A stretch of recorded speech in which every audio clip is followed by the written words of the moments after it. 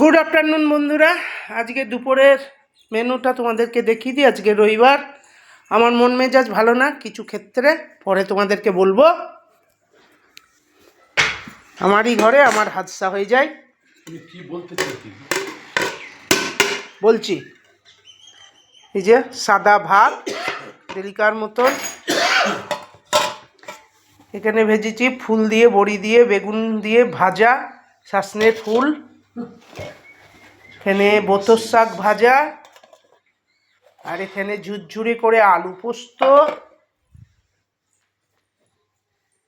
পেঁয়াজ রসুনের মুসুরির ডাল, আর এখানে আছে ডিমের আমলেট বা ডিম, গোটা ডিম দিয়ে কারি, একবারে শুকনো শুকনো করে।